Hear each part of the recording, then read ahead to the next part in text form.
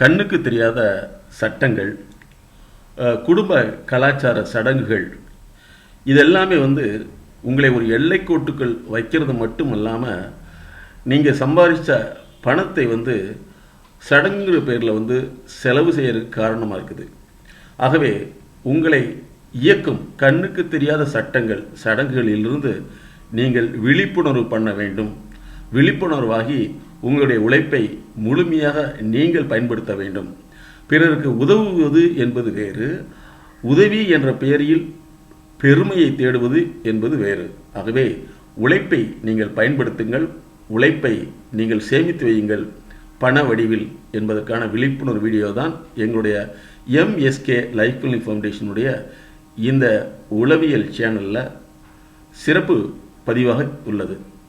இது போன்ற சடங்குகளை பிறர் முன் செய்ய முடியவில்லை, அதாவது குடும்பம் கலாச்சாரம் சார்ந்த செலவு என்கின்ற சடங்குகளை செய்யலினா அது குற்ற உணர்வாகி அந்த குற்ற உணர்வு அவர்களை நோய்வாய்ப்படும் அளவுக்கு செய்து விடுகிறது. ஒரு சிலருக்கு இந்த நோய்வாய்ப்படும் அளவுக்கு உள்ள இந்த குற்ற உணர்வை மறைப்பதற்காக கடன் வாங்கி செலவு செய்து அந்த கடனினாலும் பாதிக்கப்படுகிறார்கள். ஆகவே இந்த சடங்குகளை கடன் வாங்கி செய்ய வேண்டியதில்லை. உங்களுக்கு கண்ணுக்கு தெரியாத குடும்ப கலாச்சார சட்டங்கள் இவை எல்லாமே உங்களை முடக்குகிறது என்பதுதான் நாங்கள் கண்டறிந்த உளவியல் உண்மை. ஒரு இன்விசிபிள் கண்ணுக்கு தெரியாத ரூல்ஸ் வச்சிருக்கோம். அது கல்யாணம் சார்ந்த ரூல்ஸாக இருக்கலாம், கடமை சார்ந்த ரூல்ஸாக இருக்கலாம், கலாச்சாரம் சார்ந்த ரூல்ஸாக இருக்கலாம். அந்த ரூல்ஸுக்குள்ளே நம்மளை போக வைக்கும். போகலிங்கிற பட்சத்தில் நம்ம சமுதாயத்தை விட்டு தூக்கி எறிஞ்சிருமோ, சொசைட்டி நம்மளை கேவலப்படுத்துமோன்னு சொல்லி நம்ம அதுக்கு பயந்து போயிட்டே இருப்போம். அந்த சமயத்தில்தான் பொருளாதார வீழ்ச்சி, வேலை வாய்ப்பில் நம்ம சரியான வேலை செய்ய முடியாமல் இந்த மாதிரி பொருளாதார குடும்பம் சார்ந்த சூழ்நிலை ஏற்படும் பொழுது நமக்குள்ள ஒரு குற்ற உணர்வு, இந்த மாதிரியான சமூகம் வரையறுத்த சில கோட்பாடுகளை நாம் செயல்படுத்தாதனால தான் இப்படி கஷ்டப்படுறங்கிற உணர்வு பிறரால் திணிக்கப்படும். நம்மனால் நமக்குள்ளே நினைவுபடுத்தி நம்ம அதை கஷ்டத்தை அனுபவிச்சுட்ருக்கோம். இதுதான் மிகப்பெரிய தடையாக இருக்குது. இதை மூட நம்பிக்கை என்று சொல்லக்கூடிய முடக்கும் நம்பிக்கையாக மாறிடும். சமுதாயத்துக்காக வாழ்கிறதுங்கிறத விட நீங்கள் உங்களுக்காக வாழ்ந்துட்டு நீங்கள் பொருளாதாரத்தில் டெவலப் ஆகிட்டீங்க, சமூகத்தில் அந்தஸ்தில் டெவலப் ஆகிட்டீங்க, உடல் ஆரோக்கியமாக இருக்குது, அதே மாதிரி கல்வியில் டெவலப் ஆகிட்டிங்கன்னா அதுக்கப்புறம் அந்த உங்கள் சம்பாதிச்சதுலேருந்து எடுத்து கொடுக்கலாம். ஆனால் இன்றைக்கி என்ன செய்கிறாங்கன்னா கல்யாணமான உடனே இந்த கடமைங்கிற பேரில் மாட்டிக்கிட்டு கடன் வாங்கி கஷ்டப்படுறாங்க. பெரும்பாலான குடும்ப கட்டமைப்பு எப்படின்னா, ஒரு கல்யாணம் ஆகிட்டா சீர் செய்யணும், கல்யாணம் ஆகிட்டா அவர்களை கண்ணியம் செய்யணும்னு சொல்லிட்டு இவங்க தன்னுடைய பொருளாதார சூழ்நிலைக்கு ஏற்ப செயல்படாமல் அதையும் மீறி தன்னுடைய பெருமை கௌரவம் அப்படிங்கிறத வாங்குறவங்களுக்காக கடன்பட்டு கடைசியில் கேவலப்பட்டு அதனால் பாதிக்கப்பட்டு பின்னாடி நோய்வாய்ப்பட்டு கடைசியில் இதுக்கெல்லாம் காரணம் கடவுள் செஞ்சுட்டான் அப்படின்னு சொல்லி கடவுள் மேலே குற்றப்படுத்துறது, அல்லது பல நேரங்களில் இதற்கெல்லாம் சம்பாதிக்காத கணவன் தான் காரணம் சொல்லிடுறது, அல்லது செலவு செய்த காரணமாக இருந்த மனைவி தான் சொல்லிடுறது. இதெல்லாம் இவர்களாக தனக்குள் ஏற்படுத்தி கொண்ட ஒரு சமூக கட்டமைப்பான ரூல்ஸ் அப்படிங்கிற சில விதிமுறைகள். பட் இது ஒரு தனிமனித வாழ்க்கைக்கு உதவுதவே உதவாது. அதனால தான் இன்றைக்கி நிறையா குடும்ப சீரழிவுக்கு மெயின் காரணமே பெருமை அப்படிங்கிற ஒரு கண்ணியம் கௌரவத்துக்காக கடன் வாங்கி கஷ்டப்படுறாங்க. இதை முதல்ல மாற்றிக்கணும். பல பேர் என்ன நினைக்கிறாங்கன்னா, இப்படி அந்த குடும்பத்துக்கு கௌரவமாக எதையுமே செய்யலைன்னா நம்மளை மதிக்க மாட்டாங்கன்னு சொல்லி இவங்க கடன் வாங்கி அந்த நபர்கிட்ட மதிப்பை தேடணும்னு சொல்லி போட்டு கடன் வாங்கிய நபர்கிட்ட கேவலப்பட்டுட்டு மதிப்பு இழந்துட்டுருக்காங்க. இது எந்த வகையில் நியாயம்? சமுதாயங்கிற பேரில் தன்னைத்தானே கேவலப்படுத்திக்கிறது ஒரு உளவியல் நோய் அப்படிங்கிறத புரிஞ்சுக்கணும். இந்த சொசைட்டி எப்போதுமே நம்மளை நல்லாவும் செய்யாது, கெட்டதாகவும் செய்யாது. நம்ம தான் அது தப்பாக நினச்சிட்ருக்கோம். ஃபஸ்ட்டு அது சமூகத்தை பற்றிய பயங்கிறது என்னை பற்றி தப்பாக நினைப்பாங்களோ, என்னை கேவலப்படுத்திடுவாங்களோ, அல்லது எனக்கு மதிப்பு கொடுக்க மாட்டாங்களோ, சமூக பயம். இது தேவையே இல்லை. சமூகம் எப்பவுமே நீ இதெல்லாம் செஞ்ச பின்னாடி உங்களை கொண்டு போய் மேடையில் உட்கார வச்சு உலகத்திலே சிறந்த பெண், உலகத்திலே சிறந்த ஆண், உலகத்திலே சிறந்த குடும்பம் அப்படின்னு சொல்லி பரிசு கொடுக்க போதில்லை. அதே மாதிரி நீ மோசமாக போயிட்டீங்கன்னா உனக்கு கடன் கொடுத்தோ பணம் கொடுத்தோ ஹெல்ப் பண்ண போகிறது கிடையாது. அப்போ ரெண்டுமே இல்லாத ஒரு விஷயத்துக்காக நம்ம ஏன் கவலைப்படணும்? நீ பொருளாதாரத்தில் 4 விஷயம், education, economy, social status, health, இதில் டெவலப் பண்ண முன்னாடி பணம் நிறைய முன்னாடி பணத்தை கொடுத்தீங்கன்னா சொசைட்டி எப்படி மாறிடும். 1 லட்ச ரூபாய் தர்மம் கொடுத்து பாருங்க, ஆட்டோமேட்டிக் உலகத்திலே நீ சிறந்த பெண் அப்படின்னு, சிறந்த ஆண், சிறந்த குடும்பம், சிறந்த தொழிலதிபர்னு சொல்லிடும். கொடுக்காம இருந்துட்டா சொல்லவே சொல்லாது. ஆனால் நம்ம சொல்லிடுமோன்னு கவலைப்படுறோம். இது நம்மளுடைய உளவியல் சார்ந்த பாதிப்பு. ஃபர்ஸ்ட் சொசைட்டி பற்றி நீ கவலைப்படுறோம். இந்த சொசைட்டி எப்படி சொல்லணும்னா, கொடுத்தாலும் பணம் எங்கேருந்து வந்துச்சுன்னு தெரியல, கொடுத்துருக்காங்க, ஏதோ வேறு வழியில் சம்பாதிக்கிறாங்கன்னு சொல்லுவோம். இன்னொன்று, இதை போய் இத்தனை விலை கொடுத்து வாங்கிட்டு வந்து கொடுத்துருக்குறாங்கன்னு சொல்லுவோம். 3வது அது குப்பையில் வைப்பாங்க. இந்த 3 தான் பண்ணுவாங்க சொசைட்டிங்கிறது. நம்ம ஃபேமிலி சர்க்கிள்லேயே இதுதான் நடக்கும். அப்போ நம்ம இந்த சொசைட்டி புரிஞ்சுக்கிட்டு நம்மளையும் நம்ம உயர்த்திட்டு போகணும்னு நம்ம ஜெயிக்க முடியும். இந்த வாழ்க்கை சிக்கல் தான் உங்களை தூக்கத்தை கெடுக்கும். உங்களை அறியாமலேயே அன்கான்சியஸாக டெய்லி ஒவ்வொரு நிகழ்வுகள் உள்ளே போயிட்டே இருக்கும். இதுதான் தூக்கத்தை கெடுக்கும். நம்மளுடைய ஃப்ரெண்ட்ஷிப்புங்கிறது பொழுதுபோக்குக்காக இருக்கக்கூடாது, நம்மளை டெவலப் பண்ணுற மாதிரி இருக்கணும். அப்போ அந்த வகையில் ப்ரொஃபஷனல் ஃப்ரெண்ட்ஷிப் வச்சுக்கணும். துறை சார்ந்த நிபுணர்களுடைய ஃப்ரெண்ட்ஷிப் வச்சுக்கணுமே தவிர குடும்பம் சார்ந்த நபர்கிட்ட தொடர்பு வச்சுக்கணும். தொழில் சார்ந்த நிபுணர்கிட்ட ரிலேஷன்ஷிப் வச்சுக்கணும். ஃப்ரெண்ட்ஷிப்ங்கிறது துறை சார்ந்த நிபுணர்கிட்ட வச்சுக்கணுமே தவிர ஃபேமிலி மெம்பர்கிட்ட ஒரு ரிலேஷன்ஷிப் வச்சுக்கணும். ரிலேஷன்ஷிப் வேற, ஃப்ரெண்ட்ஷிப் வேற. அதாவது சொந்தக்காரங்கிட்ட ரிலேஷன்ஷிப் வச்சுக்கணும், தொடர்பு வச்சுக்கணும். துறை சார்ந்த நிபுணர்கிட்ட என்ன வச்சுக்கணும்னா ஃப்ரெண்ட்ஷிப் வச்சுக்கணும். இப்போ கிளியரா? நம்ம மாற்றி வச்சுட்டோம்னா ப்ராப்ளம். எலைட், அதாவது டாக்ஸிக் எலைட் மஸ்குலினிட்டின்னு சொல்கிறோம். டாக்ஸிக் எலைட் மஸ்குலினிட்டி அப்படிங்கிறது என்னென்னா, சில ஆண்கள் ஒரு பெண்ணை அடிமைத்தனமாக வச்சுக்கிட்டோம்னு நினைப்பாங்க. அவங்களுக்கு எந்த விதமான அறிவு வந்துடக்கூடாது, ஏன் அவங்க வெளியே கூட போகக்கூடாதுன்னு சொல்லிட்டு அந்த நச்சுத்தன்மை உள்ள ஆண் தன்மை உள்ளவங்க நிறைய பேர் இருப்பாங்க. அவங்க என்னென்னா பெண்களை மையப்படுத்தி அவங்க எங்கேயுமே போகக்கூடாது, எதை செஞ்சாலும் தப்பு கண்டுபிடிச்சிட்டே இருக்கக்கூடியவங்க இருப்பாங்க. இதே மாதிரி டாக்ஸிக் எலைட் ஃபெமினிட்டின்னு இருக்காங்க. இவங்க என்ன செய்வாங்கன்னா, ஆண்களை எங்கேயுமே விடாமல் யார்ட்டுமே தொடர்பு இல்லாமல் 24 hours தன்னையே நினச்சிட்டு இருக்குன்னு நினைப்பாங்க. இது ரெண்டுமே வியாதி தான்.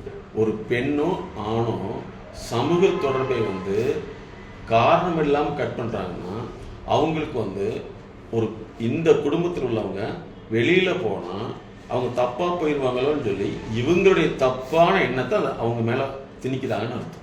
கவுன்சிலிங் பழைய காலத்து மெத்தட். இது டெவலப்மெண்டல் கன்சல்டன்சி. சரியா? ஒரு குடும்பத்தில் ஹஸ்பண்ட் ஒய்ஃப்குள்ள ஹஸ்பண்டு ப்ராப்ளமாக இருக்காருன்னா, ஒய்ஃபு அறிவாளியாக இருந்ததுன்னா எனக்கு கன்சல்டேஷன் வேணும்னு சொல்லி அவங்கள கூட்டிகிட்டு வந்தால் தான் அது சரியாகவே தவிர உனக்கு தான் கன்சல்டேஷன் வேணும் அப்படிங்கிறப்ப அது பிரச்சனை உண்டாகும். அதே மாதிரி ஒரு ஆண் பெண் ப்ராப்ளமாக இருக்குன்னா அந்த நேரம் அந்த ஆண் போய் உனக்கு பிரச்சனை இருக்குது, வா ஒரு கன்சல்டேஷன் போகலான்னு சொன்னால் பிரச்சனை வந்துடும். அப்போ முதல்ல ஆண் எனக்கு கன்சல்டேஷன் வேணும் நீங்கள் கூட வான்னு சொன்னால் மட்டும்தான் அந்த பிரச்சனைக்கான தீர்வு கிடைக்கும். நம்ம நேரடியாக சொல்லக்கூடாது. உடல் சார்ந்த நோய் வேற, சமூகம் சார்ந்த பிரச்சனை வேற, பிஸ்னஸ் சார்ந்த பிரச்சனை வேற. அப்போ உடல் பிரச்சனைக்கு நேரடியாக போயிடுவாங்க.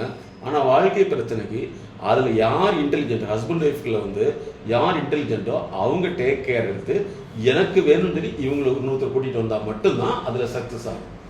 அதை விட்டு போட்டு நீ தான் மோசமாக இருக்க, உனக்கு தான் கன்சல்டேஷன் வேணும், உனக்கு தான் டாக்டருடைய ட்ரீட்மெண்ட் வேணும்னு சொல்கிறப்போ அது ஒரு பிரச்சனையை உண்டாக்கி. அதுதான் நாங்கள் என்ன சொல்கிறோம்னா, ஃபஸ்ட்டு யாருக்கு ப்ராப்ளம் பண்ணிக்கிறத விட இந்த ப்ராப்ளத்துக்கு பக்கத்தில் யார் இன்டெலிஜென்ட்டாக இருக்காங்களோ அவர்கள் மூலம் தான் அவங்கள மாற்ற முடியும்.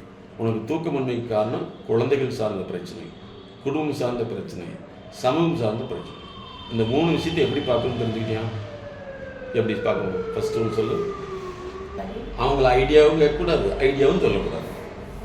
அதே மாதிரி அவங்க சொல்லக்கூடிய கதைகளையும் கேட்கக்கூடாது. நாங்கள் ஏன் இன்றைக்கி நிறைய பேர் ஸ்ட்ரெஸ் ஆகிடுச்சு, டென்ஷன் ஆகிடுச்சுன்னு சொந்தக்காரங்க சொன்னாலும் அதை கேட்கக்கூடாது அப்படிங்கிறோம்னா, ஸ்ட்ரெஸ்ஸுன்னா அவங்களுக்கு என்னென்ன தெரியாது, டென்ஷன்னா அவங்களுக்கு என்னென்ன தெரியாது. அவங்களுக்கு அந்த வார்த்தை நம்ம மண்டைக்குள்ளே திணிச்சு நம்மளும் இந்த மாதிரி குழம்பு வச்சுருவாங்க. அப்போ அந்த மாதிரி தொடர்புகளை துண்டிச்சுக்கணும். நமக்கு ஈக்குவலாக இருந்தாங்கன்னா அவங்கள்ட்ட இந்த விஷயத்தை சொல்லி இப்படி சொல்லாதுன்னு சொல்லிடணும்.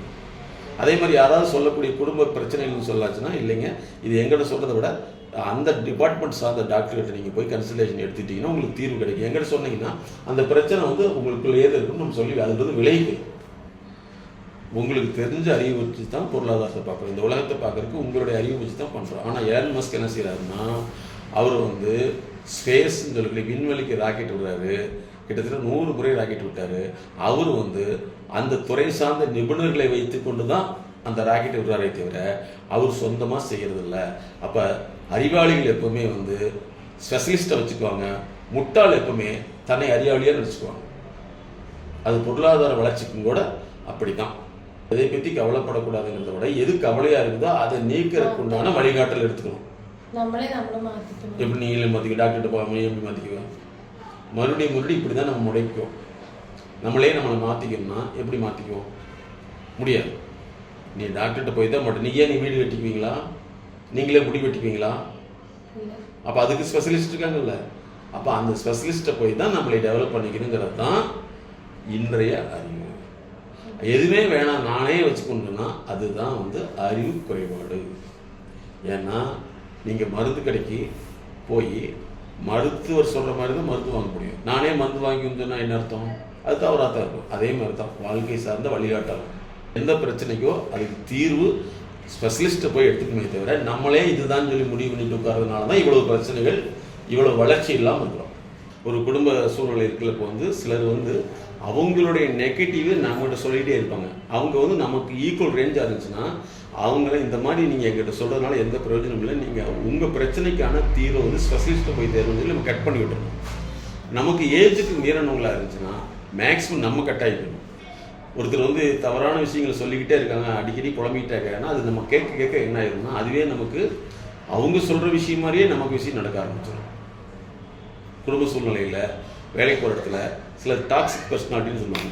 எப்போவுமே எதையாவது ஒன்று புலம்பிக்கிட்டே இருப்பாங்க. அவங்க வந்து யாரை பார்த்தாலும் சரி ஒரு பிரச்சனையை சொல்லி பரம்பரை சொல்லி அங்கே இப்படி இருக்கிறது, இங்கே இப்படி நடக்குது, அங்கே தகராறு இருக்குது, இங்கே கலவரமாக இருக்குன்னு சொல்லிக்கிட்டே இருப்பாங்க. பணமே வரல, வேலையே இல்லை, எல்லாமே நெகட்டிவ்னு சொல்லக்கூடாது. அந்த நெகட்டிவ் வரை எதுன்னு சொல்ல தெரியணும். ஃபஸ்ட்டு வந்து ஒரு குடும்ப சூழ்நிலையில் வந்து பக்கத்தில் உள்ளவங்க ரிலேஷன்ஷிப் எல்லாமே எனக்கு பணம் வருமானமே இல்லை, பணமே இல்லை, தொழிலே இல்லைன்னு சொன்னாங்கன்னா நம்ம ஃபஸ்ட்டு அந்த தொழில் சார்ந்த நிபுணர்கள் யார், அதனுடைய ஸ்பெஷலிஸ்ட் யாருன்னு போய் அங்கே போய் கன்சல்டேஷன் எடுக்காமல் எனக்கு வரலன்னு சொல்லிட்டு இருந்தால் என்ன அர்த்தம்? அதனால் நீங்கள் முதல்ல அதை போய் பாருங்கள் அப்படின்னு சொல்லணும். இல்லை இறைவன் கொடுத்தா தான் அது கிடைக்கும்னு சொன்னாங்கன்னா இன்றைக்கி எல்லா கோயில்லையும் நிறைய இறைவனை வழிபட்டுருக்கவங்க அவங்க கடவுள்கிட்ட காசு சேர்க்கறதே கிடையாது, வரக்கூடிய பக்தர்கள் தான் காசு சேர்க்குறாங்க.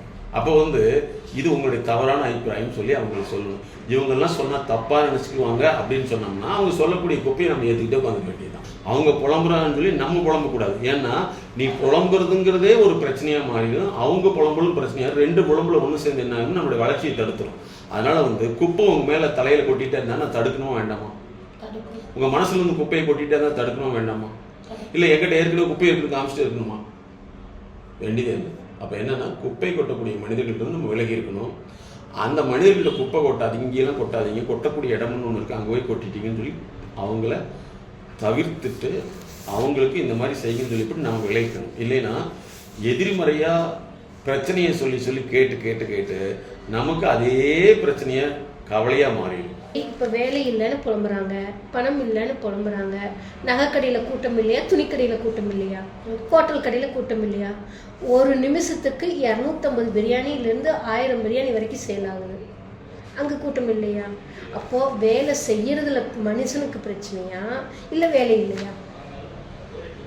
அந்த வேலை செய்யறதுக்கு மனிதனுக்கு தடை இருக்கிறப்ப அவங்க போய் செய்ய முடியல, அந்த தடையை நிவர்த்தி பண்ணணும்னா அவங்களால போய் செய்ய முடியும். அப்போ அவங்க மனசுக்குள்ளே இருக்கிற பிரச்சனை என்னென்னு கண்டறிந்து அதை மறுசீரமைக்கு மாற்றி அமைச்சோம்னா இவங்க சக்ஸஸ் ஆக முடியும். இல்லைன்னா காலம் ஃபுல்லாக புலம்பிட்டு தான் இருப்பாங்க, வேலை இல்லை, பணம் இல்லை. நம்ம மற்றவங்க புலம்புறத வந்து நம்ம கேட்காம நீங்கள் இந்த மாதிரி போய் பாருங்கன்னு சொல்லி இதுக்கு இல்லாமல் பார்க்குறாங்கன்னா அப்புறம் எங்கிட்ட சொல்லி என்ன பிரயோஜனம் அப்படின்னு நம்ம என்ன செய்யணும்? இல்லை உங்களோட சங்கடம் சொல்லக்கூடாதுன்னா சங்கடத்தை சொல்லிக்கிட்டே இருந்தீங்கன்னா எப்படிங்க தீரும்? சங்கடத்தை நிவர்த்தி செய்யணுமா சொல்லிக்கிட்டே இருக்கணுமான்னு கேட்கணும். ஏன்னா பெரும்பாலும் மக்கள் புலம்புறத விரும்புவாங்க, சும்மா இருந்தால் கிடைக்கிறதுக்கு எல்லா மக்களும் விரும்புவாங்க, வேலை செய்யறதுக்கு விரும்ப மாட்டாங்க. அப்போ அது அவங்களோட வியாதி. இப்போ எப்படி சளி காய்ச்சல் வருது, ஒரு வைரல் ஃபீவர் வருது, அதே மாதிரி அவங்களுக்கு அந்த வியாதி எதுவுமே செய்யாமல் பணம் வரணும்னு நினைக்கிறது. அப்போ அது அவங்களோட தவறு தான். அதுக்கு அவங்க 1000 காரணம் சொல்லுவாங்க. நேரம் சரியில்லை, வீடு சரியில்லை, இங்கே இருக்கிறவங்கெல்லாம் நெகட்டிவாக இருக்காங்க, இங்கே இருக்கிற இடம் சரியில்லை, இந்த டேபிள் சரியில்லை, கட்டல் சரியில்லை, இடத்த மாற்றி வைக்கணும், வீட்டை மாற்றணும்னு. ஆனால் நம்மளை நம்ம மாற்றிக்கணுங்கிறது எடுத்துக்கவே தெரியாது அவங்களுக்கு. அதான் அவங்களோட வியாதி. அப்போ அந்த மனிதர்கள்கிட்ட இப்படி ஒரு வழிகாட்டி இருக்குது, போங்க போங்கன்னு சொல்லிட்டு நம்ம வாட்டுக்கு நம்ம ஃப்ரீயாகிக்கணும். அவங்களோட குப்பையை ரிசீவ் பண்ணுறதை கட் பண்ணிக்கணும். மனக்கழிவுகள் ரெண்டு இருக்கும். எப்படி ஒரு மனிதனுடைய மனக்கழிவுகளை நம்ம வாங்கக்கூடாதோ அதே மாதிரி மனக்கழிவுகளை வாங்கக்கூடாது. அந்த கழிவுகள் நம்ம புலம்புறது கேட்கறதே அந்த கழிவுகள் நம்ம விரும்புகிறோம்னு அர்த்தம். அதனால தான் நிறைய பேர் நாங்கள் அடிக்கடி சொல்கிறது, பல பேர் பிறர் குறைகளை பேசிக்கொண்டு பிறருடைய குறை பேசுறதை கேட்டுக்கிட்டே இருப்பாங்க. அதுக்கு என்ன சொன்னோம்னா, சங்கடம் சொன்னால் மனசு நிம்மதியாக இருக்குன்னு ஒரு காரணம் தெரிஞ்சுக்குவாங்க. ஆனால் அந்த சங்கடத்தை சொல்லி சொல்லி கேட்டு இவங்களுக்கு சங்கடம் வர ஆரம்பிச்சிடும். எப்படி மனக்கழிவுகளை வாங்கிட்டே இருந்தோம்னா அது நோயாக மாறுமோ, மனக்கழிவுகளை வாங்கிட்டாலும் நோயாக மாறும். ஆனால் விழிப்புணர்வு என்பது வேறு. இப்போ நாங்கள் ஒவ்வொரு பள்ளியாக இருக்கட்டும், அதாவது ஸ்கூலாக இருக்கட்டும், காலேஜாக இருக்கட்டும், இண்டஸ்ட்ரியலாக இருக்கட்டும், இங்கே நாங்கள் விழிப்புணர்வு கொடுக்குறோம். ஒரு செல்ஃபோன்னால ஒரு பிரச்சனை வருதுங்கிறது இது நெகட்டிவ் கிடையாது, விழிப்புணர்வு. ஆனால் சிலர் என்ன நினைப்பாங்கன்னா, அவங்களுக்கு தகுந்த மாதிரி பேசினா மட்டும்தான் பாசிட்டிவ் நினைப்பாங்க. உலகத்தினுடைய உண்மைத்தன்மையை சொன்னால் அவங்களால ஏற்றுக்க மாட்டாங்க. அந்த மாதிரி ஏற்றுக்காத மனிதர்களோட நம்ம விலகி இருக்கிறது தான் நல்லது. குழந்தைகள் உலகத்தை முதலாக பார்க்குது. அந்த பார்க்கறது அந்த குழந்தைக்கு எதையுமே நம்ம முன்னாடியே நிர்பந்தப்படுத்தி அது தெரியாது. அதற்கு முன் உதாரணம் தேவை. அதுக்கு தான் நாங்கள் என்ன சொல்லணும்னா, ஒரு குழந்தைக்கு சாப்பாடு ஊட்டுறதுலேருந்து ஃபஸ்ட்டு மாடலிங் அந்த குழந்தைக்கு கொடுக்கணும். அது கொடுத்தா மட்டும்தான் அந்த குழந்தை எடுத்துக்க ஆரம்பிச்சிடும். இல்லைன்னா அந்த குழந்தை எடுத்துக்காது. குழந்தைகளுடைய வளர்ப்பு முறைக்கு தான் நாங்கள் ட்ரூ பேரண்டிங்னு வச்சுருக்கோம்.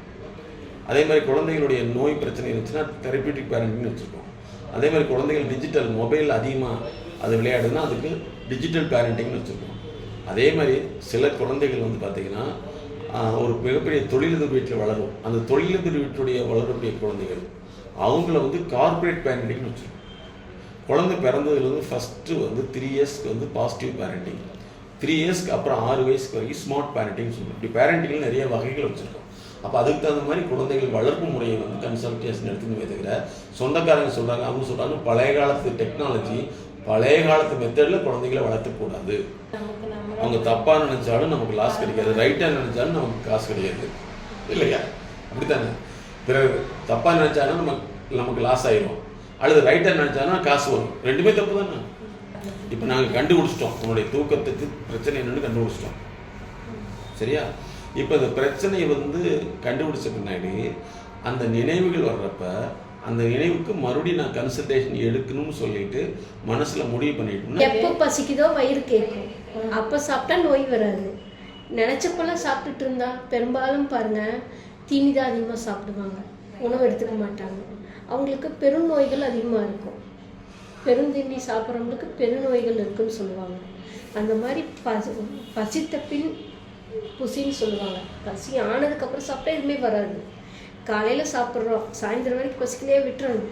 தண்ணி தவிக்கிறப்ப குடிச்சா போதும். ஐயோ வெயிலில் போயிட்டு வந்தேன், இந்த தண்ணி வெளியே குடிச்சா என்ன ஆகும்? அது கஷ்டப்பட்டு அந்த மெஷின் வேலை செய்யும், கிட்னி. மனதுக்குள்ள அறிவின் பதிவின்படி தான் உங்கள் மனசு இயங்கும். உங்கள் மனசில் எது டெபாசிட் வரைக்கும் ஆயிருக்குதோ அது என்ன சொல்லுதோ அதுதான் உங்கள் மனசை ஆக்டிவேட் பண்ணும். அதுதான் உடல் ரீதியான வேலையாக வெளிப்படும். அது தண்ணி டம்ளர் எடுக்கிறதா இருக்கலாம், குழந்தை தூக்கிறதா இருக்கலாம், சமைக்கிறதா இருக்கலாம். இப்போ மனசு ஒரு ஆக்டிவிட்டிக்கு போகலைன்னா அந்த வேலை செய்யுமா? இப்படியே உட்காந்து யோசிச்சுட்டு தான் இருப்போம், எதுவுமே செய்ய தோணாது. அதே மாதிரி தான் அப்போ உள்ளுக்குள்ள இருக்கிற அந்த எண்ணத்தை முறைப்படுத்தி அதை வழிப்படுத்திட்டு வந்தோம்னா டெவலப் ஆகிடும். தூக்கம்ங்கிறது மன அமைதியால் வரக்கூடியதை விட சாப்பாட்டினாலே தண்ணினாலே வர்றது கிடையாது. அப்போ எப்போ அமைதி கெடுதோ, எப்போ அமைதி எப்போ கெடும் அப்படின்னா குடும்ப பிரச்சனைகள், ஃபினான்ஷியல் ப்ராப்ளம், சோஷியல் ப்ராப்ளம், அதுக்கடுத்து வந்தீங்கன்னா சமூகத்திலான வரக்கூடிய பிரச்சனை. இதனால தான் தூக்கம் கெடும். அப்போ இந்த பிரச்சனையை தீர்த்தா மட்டும்தான் தூக்கத்தில் வெளியில் வரும். கடன் வாங்கிட்டு இத்தனை பேர் கஷ்டப்படுறாங்களே, இவங்களுக்கெல்லாம் மருந்து கொடுத்தா தூக்கம் வந்துருச்சுன்னா அப்போ இந்த கடன் கொடுத்து போட்டு ஒருத்தர் இருப்பானல்ல, அவனுக்கு மருந்து கொடுத்தா தூக்கிட்டான்னா அவன் கேட்க மாட்டான்ல. சரி, இத்தனை திருடங்கள் திருடிட்டு இருக்காங்க, எல்லாத்துக்கும் மருந்து கொடுத்து தூங்க வச்சிடலாங்க, ஏன் போலீஸ் செய்ய மாட்டேங்கிறாங்க? அதாவது நேரம் கரெக்டாக சாப்பிட்றவங்களும் தூக்கம் இல்லை, நேரம் எல்லாமே செய்கிறவங்களும் தூக்கம் இல்லை. அப்படின்னா சாப்பாட்டில் இல்லை தூக்கம், அவங்க சந்திக்கிற பிரச்சனைகள்னால வரக்கூடியதான் தூக்கம். உங்கள் மனப்பதிவில் என்ன பதிவு என்ன பதிவு எந்த மாதிரி பதிவாயிருக்கு அப்படிலாம் சொன்ன மாதிரி தான். சொல் அர்த்தம் வேற, பொருள் அர்த்தம் வேற. நீங்கள் ஒரு அர்த்தம் வச்சுருப்பீங்க, அது ரியாலிட்டி கொண்டு வரப்போ இயல்பு நிலைக்கு ஆரம்பிக்கும். இல்லைன்னா நீங்கள் நினச்சதுக்குள்ளேயே போயிட்டு இருக்கிறப்ப உங்களுக்கு டிஸ்டர்பன்ஸாக மாறும். சொந்தக்காரங்க ஏதாவது ஒன்று சொல்லியிருப்பாங்க, ஒரு ஃபோன் வரும், அது டிஸ்டர்பன்ஸ் ஆகும். டிஸ்டர்பன்ஸ்னால் என்னென்னா அது மனசுக்குள்ளே ஒரு அழுத்தத்தை உண்டாகுச்சுன்னா அது டிஸ்டர்பன்ஸ் அர்த்தம். மற்ற வேலையை செய்ய விடாமல் வேற ஒரு சிந்தனை வந்துட்டு இருக்குது, அவங்க சொன்ன விஷயங்கள் வந்துகிட்டே இருக்குன்னா அது டிஸ்டர்பன்ஸ். அப்போ அதை கிளியர் பண்ணிடணும்.